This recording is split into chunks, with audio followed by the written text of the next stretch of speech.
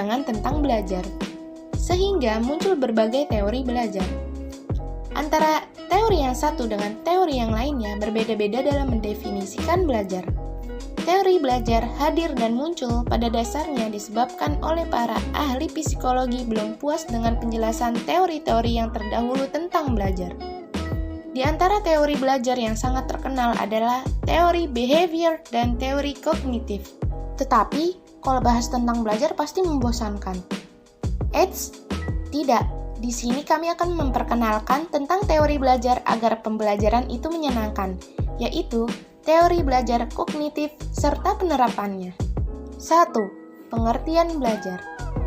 Belajar menurut teori kognitif adalah suatu proses atau usaha yang melibatkan aktivitas mental yang terjadi dalam diri manusia sebagai akibat dari proses interaksi aktif dengan lingkungannya untuk memperoleh suatu perubahan dalam bentuk pengetahuan, pemahaman, tingkah laku, keterampilan, nilai dan sikap yang bersifat relatif dan berbekas.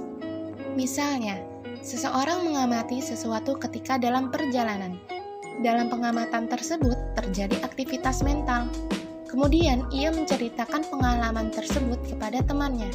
Ketika dia menceritakan pengalamannya selama dalam perjalanan, dia tidak dapat menghadirkan objek-objek yang pernah dilihatnya selama dalam perjalanan itu. Dia hanya dapat menggambarkan semua objek itu dalam bentuk kata-kata atau kalimat. Maka dengan demikian, telah terjadi proses belajar dan terjadi perubahan terutama terhadap pengetahuan dan pemahaman. Sudah paham kan sejauh ini? Mari kita lanjut ke pembahasan tentang prinsipnya. 2. Prinsip teori kognitif. Dalam teori ini, terdapat beberapa prinsip untuk bisa menggapai tujuan dari pembelajaran yang diinginkan.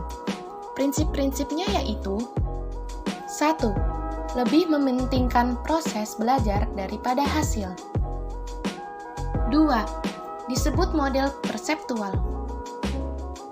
3. Tingkah laku seseorang ditentukan oleh persepsi serta pemahamannya tentang situasi yang berhubungan dengan tujuan belajarnya.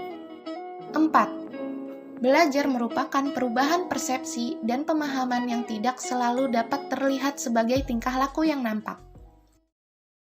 5. Memisah-misahkan atau membagi-bagi situasi atau materi pembelajaran menjadi komponen-komponen yang kecil-kecil dan mempelajarinya secara terpisah-pisah. 6. Belajar merupakan suatu proses internal yang mencakup ingatan, retensi, pengolahan informasi, emosi, dan aspek-aspek kejiwaan lainnya. 7.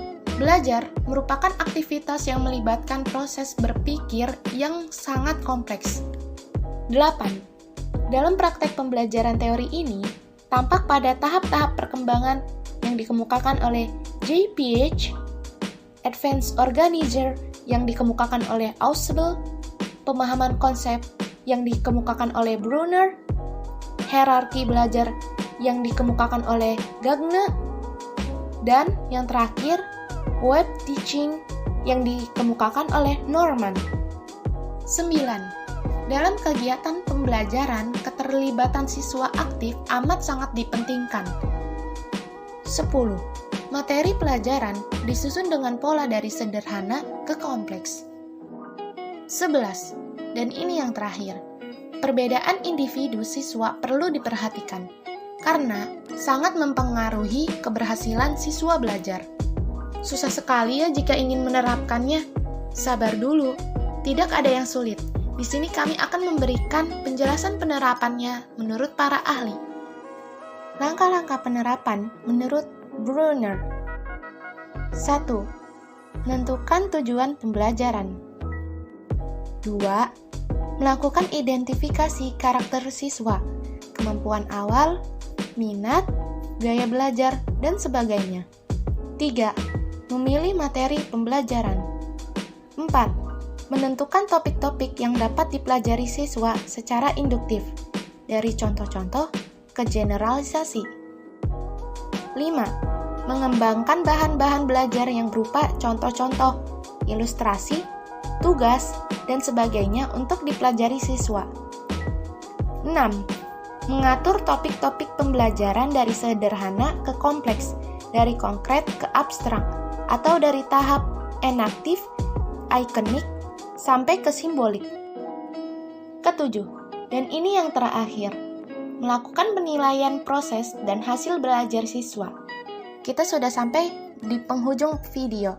Sekian dari kelompok 8. Diharapkan teman-teman bisa mendapatkan pembelajaran dari video kami kali ini. Wassalamualaikum warahmatullahi wabarakatuh.